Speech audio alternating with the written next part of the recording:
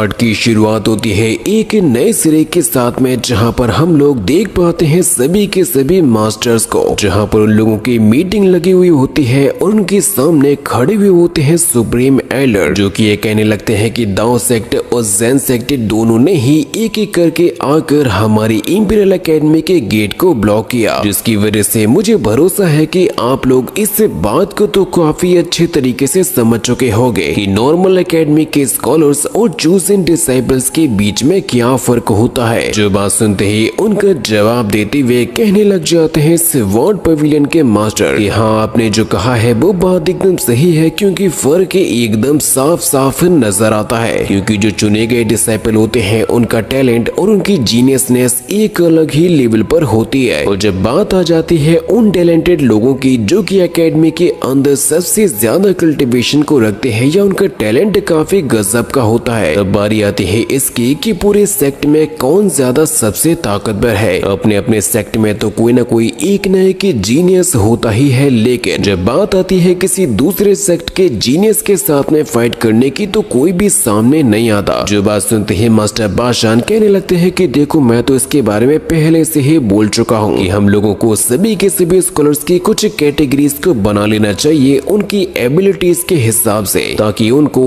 उनकी एबिलिटी के हिसाब से ही सिखाया जा सके, क्योंकि जो कोई भी जीनियस होते हैं उन्हें बेवकूफ से स्कॉलर्स के साथ में सीखना पड़ता है और वो पूरी तरीके से टैलेंटेड नहीं बन पाते। और जब वो बेवकूफ से स्कॉलर उनके लेवल पर आएंगे तब जाकर हम उन्हें कुछ आगे का सिखा पाएंगे। इसी वजह से मेरा तो ये कहना है कि हमें टॉप लेवल के जीनियस को निकालकर उन्हें डिवाइन आर्ट्स से देनी चाहिए, ना कि उस समय का इंतजार करना चाहिए जब सभी के सभी डिसाइपल एक जैसे हो जाएंगे हम तभी सभी को सिखाएंगे, क्योंकि जब कभी भी ऐसा होता है तो उनके कल्टीवेशन में देरी होती है और उनका टैलेंट भी खत्म होने लगता है। जो बात सुनकर सुप्रीम एल्डर मास्टर बाशान से कहते हैं कि तुमने भी एक स्कॉलर को चूज किया था जिसको तुम कई सालों से खुद से ही पर्सनली ट्रेन करते भी आ रहे थे, या तुम मुझे ये बता सकते हो कि वो किस लेवल का जीनियस बन चुका है और उसका टैलेंट अभी कहाँ पर है। तो मास्टर बाशान बताते हैं वान यून नाम के एक डिसाइपल के बारे में कि वो काफी टैलेंटेड है और वो काफी समय से स्कॉलर रेसिडेंस के अंदर सीनियर डिसाइपल बन के भी रह रहा है कई सालों से। और मेरे ऐसा करने की वजह से ये बात तो पूरी तरीके से साबित हो जाती है कि अगर हम लोग इंडिविजुअली किसी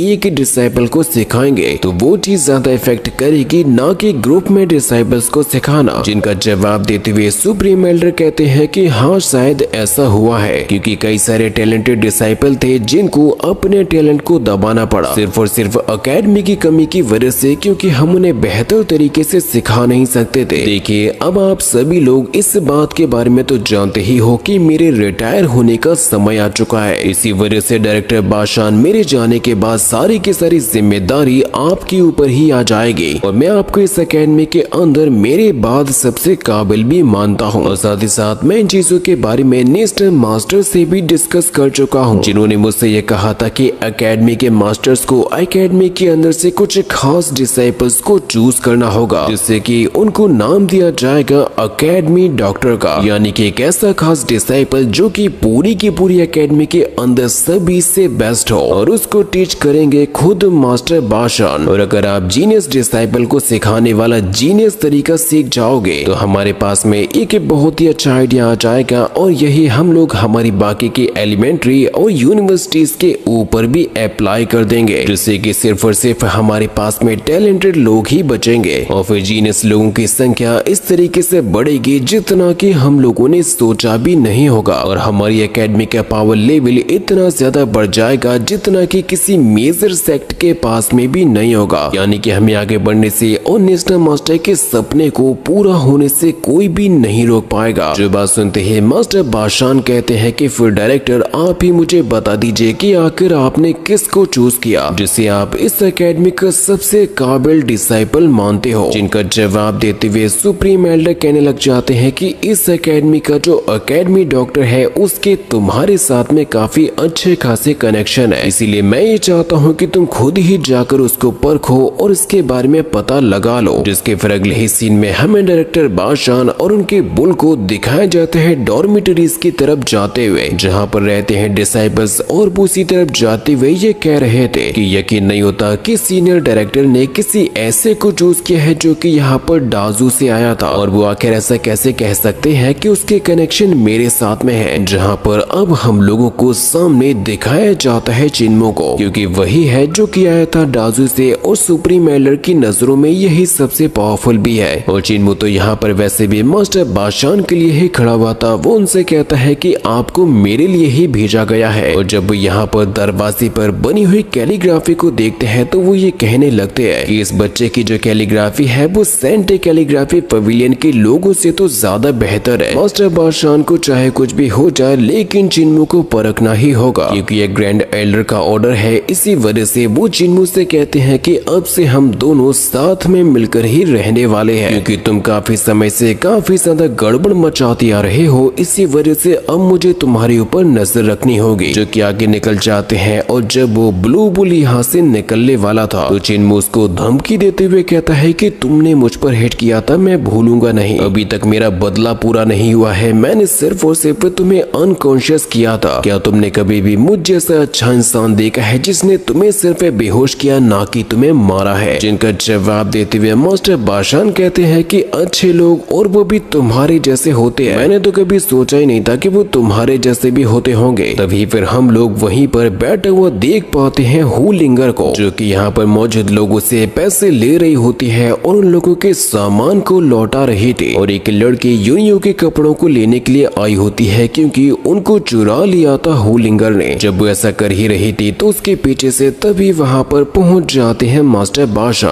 अब हुलिंगर से कहते हैं कि अच्छा तो इन लोगों का सामान तुमने चुरा लिया था। जिनका जवाब देते हुए हुलिंगर कहती है कि आप इस चीज को चोरी का नाम कैसे दे सकते हो? मेरे यंग मास्टर ने इन सभी के सभी स्कॉलर्स को हराया था और इनकी चीजों को जीता था। इसी वजह से हम लोग ये जितना भी पैसा कमा रहे हैं वो ईमानदारी का है, जिसमें हमारी स्किल्स लगी हैं और हमारी मेहनत भी लगी है। जहाँ पर तभी चिन्मो आता है और वो ये कहने लगता है कि अगर मैं लोगों के साथ में अपने कनेक्शन को बनाऊंगा तो मेरा हार्ट थोड़ा सा सॉफ्ट हो जाएगा और मैं दोबारा से इनके साथ में फाइट भी नहीं कर पाऊंगा। इसलिए चिन्मो हुलिंगर से कहता है कि अब से तुम दोबारा इन लोगों के सामान को मत लेना। और वो से चुपके से कहता है कि बस थोड़ा सा इंतजार करो जब तक कि हम लोग ये पैसा खत्म नहीं कर देते। इसके खत्म होते ही हम लोग दोबारा से इन लोगों को लूटेंगे। जिसकी बातों को सुनकर मास्टर बादशाह कहते हैं कि सच में मैंने इससे बड़ा हरामी लेवल का बच्चा नहीं देखा। जब ये इतना ज्यादा हरामी है तो इसके मास्टर कितने बड़े लेवल के हरामी रहे होंगे। मास्टर बादशाह तुरंत ही उस पैसे की पोटली को दे देते हैं अपने ब्लू बुल को और उससे कहते हैं कि देखो अब हमारे पास में भी पैसा है, इसीलिए तुम जल्दी से जाओ और मेरे लिए अच्छी खासी वाइन को लेकर आओ। वाइन का नाम सुनते ही हुलिंगर काफी खुश होती है और तुरंत ही चली जाती उसी ब्लू बुल के ही साथ में। जिसके बाद अब मास्टर बादशाह और चिन्मो दोनों ही साथ में चलते चलते जा रहे थे। मास्टर बादशाह अपने मन में सोचते हैं कि आखिर सुप्रीम एल्डर ने ऐसा क्या देख लिया होगा इसके अंदर कि वो इसको अकेडमी डॉक्टर के नाम से बुलाने लगे हैं। तभी वो चिन्मो से पूछते हैं कि क्या तुमने ही दाओ डिसाइबल और ज़ेन डिसाइबल दोनों को ही हराया था और यहाँ से भगाया था? चिन्मो कहता है कि हाँ, मैंने दाओ डिसाइबल को तो अपने हाथों से ही हराया था, लेकिन ज़ेन डिसाइबल के साथ में आमना सामना मेरा तो हुआ तक नहीं था। जिससे कि मास्टर बादशाह पूछते हैं कि यानी कि तुम अभी तक एलिमेंट्री एनर्जी थ्रेड में भी मास्टरी हासिल नहीं किए हो, और अगर वाकई में ऐसा है तो फिर आकर तुमने लिंगन को पिछली फाइट में कैसे हरा दिया था? चिन्मो कहता है कि मैंने उनको हराने के लिए अपनी स्वॉर्ड का यूज किया था। मैंने उनके ऊपर हिट किया और वो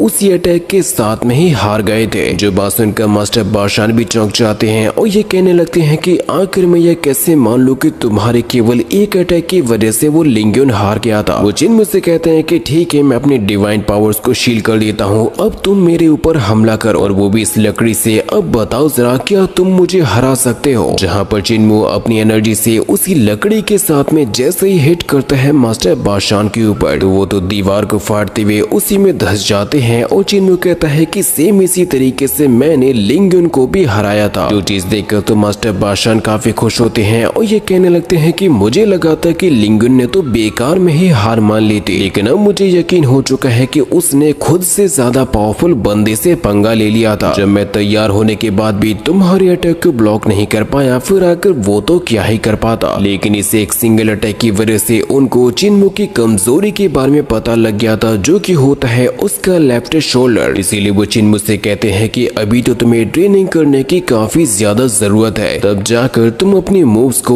और भी ज्यादा फास्ट बना पाओगे। जो अब यहाँ पर बैठकर अच्छी सी वाइन पीने लगते हैं और चिन्मू अपनी स्वॉर्ड ट्रेनिंग करने लगता है, जिसे देखते हुए मास्टर बाशान कहते हैं कि मानना पड़ेगा तुम्हारी स्वॉर्ड स्किल तो काफी कमाल की है, क्या तुम बताओगे कि तुम्हारे मास्टर कौन है? तुम्हारे मास्टर चाहे जैसे भी हो, लेकिन मेरे मास्टर तुम्हारे मास्टर से ज्यादा पावरफुल थे, और आज से कुछ दिन पहले मुझे ऐसा लगा था जैसे कि मैंने अपने मास्टर को यहाँ पर देखा हो। वो चिन्मू से कहते हैं कि तुमने तो कभी ये सोचा भी नहीं होगा कि मेरा भी कोई मास्टर होगा, और मैंने अपनी ट्रेनिंग को किया था कॉम्बैट स्कूल के अंदर, जहाँ पर सीखी थी मैंने अपनी स्वॉर्डमैनशिप को, और मुझे ऐसा लगने लगा था कि मेरे मास्टर मर चुके हैं, लेकिन अब जाके पता चला है कि वो तो अभी भी जिंदा है। जहाँ पर चिन्मू अपनी ट्रेनिंग में लगा हुआ था, तभी वो बताते हैं एक बहुत ही खास बात को कि उनके मास्टर की बॉडी का निचला हिस्सा ही गायब है, यानी कि उनके पैर नहीं है, लेकिन वो फिर भी इतने ज्यादा फास्ट भागते हैं जितना कि लोग पैरों से भी नहीं भाग सकते। मैंने उनकी बराबरी करने के लिए अपनी पूरी जी जान लगा दी थी, लेकिन मैं फिर भी उनके बराबर की लेवल का भाग नहीं पाया। और चिन्मू अब जैसे ही गौर करता है उनकी बातों पर, तो वो ध्यान देता है कि इनका एक मास्टर है जिसकी कॉम्बैट स्किल काफी अच्छी है, वो अभी भी जिंदा है और उसका लोअर बॉडी नहीं है। वो सोचने लगता है कि यही सेम चीजें तो है मेरे ग्रैंडपा बूचर के भी अंदर। तभी बाशान कहते हैं कि फिर मैं उसके बाद मिला था एक ब्लाइंड मैन से, और वो भी इतना ज्यादा पावरफुल था कि उसने भी मुझे हरा दिया था, और वो मुझसे ये पूछ रहा था कि आखिर मैं उनका पीछा क्यों कर रहा हूँ, जिसने मुझसे ये बातें कहते कहते पोइट्री सुनाना भी शुरू कर दिया। सोचो कितनी अजीब बात है। तो चिन्मू गौर करता है कि मेरे ब्लाइंड ग्रैंडपा को भी पोइट्री सुनाना काफी पसंद है, तो क्या ऐसा हो सकता है कि उसके ब्लाइंड ग्रैंडपा यहाँ पर आ चुके हो? और चिन्मू सोचने पड़ चुका था कि मेरे ब्लाइंड ग्रैंडपा और ग्रैंडपा बूचर आखिर ग्रेट रूइंस यानी कि डाजू से यहाँ पर कब आ गए? मास्टर बाशान कहते हैं कि इस छोटी सी बातचीत के अंदर मुझे मेरे मास्टर का भी पता नहीं लग पाया, वो इस तरीके से गायब हो गए जैसे कि वो तो वहाँ पर हो ही ना। मैंने केवल उनको ढूंढने के चक्कर में पूरे के पूरे कैपिटल को ही खोज निकाला, लेकिन मजाल है कि उनका मुझे एक छोटा सा क्लू भी मिला हो। चिन्मू उनसे कहने लगता है कि आप मुझे जल्दी से बताइए कि आखिर वो ब्लाइंड मैन उसके बाद में कहाँ पर चला गया था। तो मास्टर बाशान कहते हैं कि पहले तो तुम मुझे ये बताओ कि तुमने अपनी ट्रेनिंग को क्यों रोक दिया, अपनी प्रैक्टिस को करते रहो, जिसकी वजह से अब चिन्मू यहाँ पर निकाल लेता है अपनी ग्रैंडपा बूचर की नाइफ्स को, जिन्हें निकालते ही वो उनके साथ में अब दिखाने लगता है अपनी नाइफ स्किल को, जो टेक्निक काफी ज्यादा इम्प्रेसिव होती है। और इस टेक्निक को देखकर मास्टर बाशान अपनी मेमोरीज के अंदर चले जाते हैं और याद करने लगते हैं कि ये तो सेम टेक्निक थी मेरे मास्टर की। इसी वजह से अब वो भी चैंटिंग को फॉर्म करते हुए आ जाते हैं मैदान में चिन्मू के साथ में, और इनका लेवल सच में काफी ज्यादा गजब के लेवल का था। चिन्मू देखता है कि मास्टर बाशान भी सेम उसी टेक्निक का यूज कर रहे हैं जो कि उसने सीखी थी ग्रैंडपा बूचर से, जो अब दोनों की दोनों एक ही मास्टर के द्वारा सिखाई गई टेक्निक का यूज करने लगे थे। मास्टर बाशान ने अपनी नाइफ्स को निकाल लिया था और अब इन दोनों ने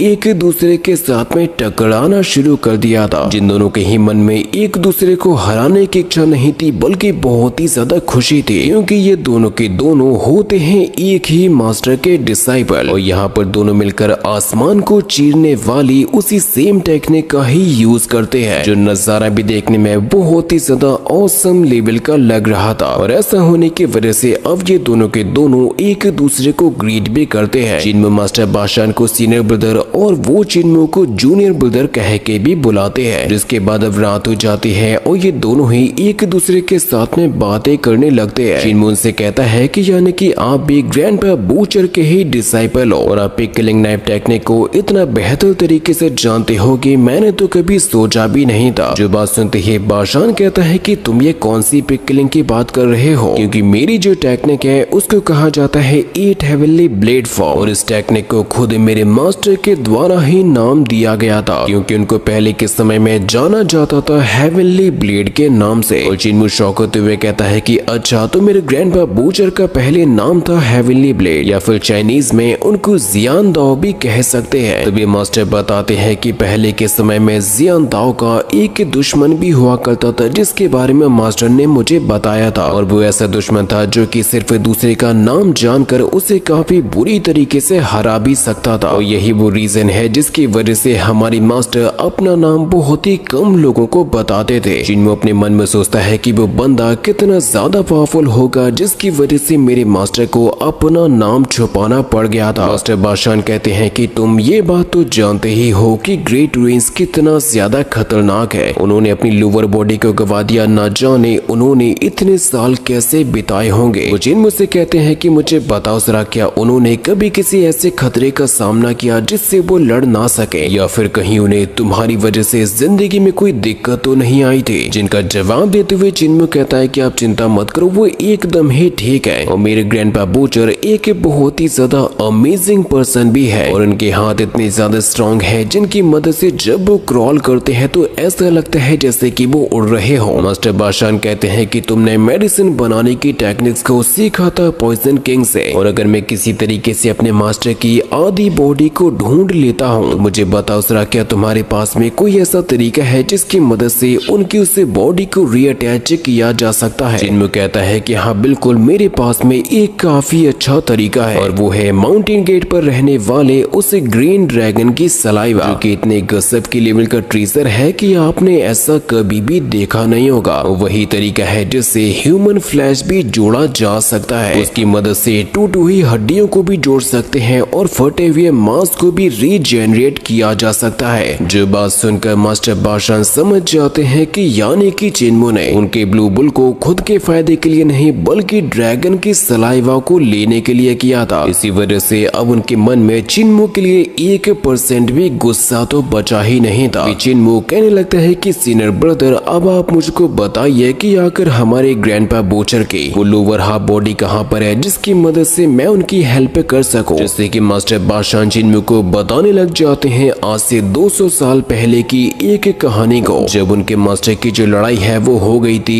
एक हेवनली गॉड के साथ में, किसी नॉर्मल बीइंग के साथ में नहीं बल्कि एक रियल गॉड के साथ में। और उनके इस बैटल की वजह से गॉड्स ने उनके शरीर के 2 टुकड़े कर दिए थे, जिसकी वजह से सभी को लगने लगा था कि मास्टर तो मर ही चुके होंगे। जिन्मो कहता है कि अच्छा, तो ग्रैंडपा बूचर की बॉडी को खुद गॉड्स के द्वारा काटा गया था, इसीलिए उसके मन में तो गॉड्स के लिए भी गुस्सा आ रहा था। मास्टर बताते हैं कि उनके हाफ लोअर बॉडी को किसी सेक्टेड डिसाइपल ने रख लिया था, लेकिन मुझे अभी तक ये बात पता नहीं चल पाई है कि आखिर वो पर्सन कौन था जिसने उनकी बॉडी को उठाया था। इसी वजह से जूनियर, अब हम दोनों को मेहनत करनी होगी ताकि हम अपने मास्टर को दोबारा से ठीक कर सके। जिन्मो कहता है कि हाँ बिल्कुल, मैं ऐसा करूंगा, आपकी हेल्प करने के लिए मैं पूरी तरीके से तैयार हूँ, लेकिन सुप्रीम एल्डर से मैंने वादा किया था कि मैं अच्छे तरीके से पेश आऊंगा और कोई भी गड़बड़ नहीं करूंगा, और अगर मैं किसी को बिना बताए चला जाऊंगा फिर आकर वो मुझ पर भरोसा कैसे करेंगे। बाशान कहते हैं कि जूनियर चिंता मत करो क्योंकि अब समय बदल चुका है। जिस मोमेंट पर अब तभी इंपीरियल एम्परर की तरफ से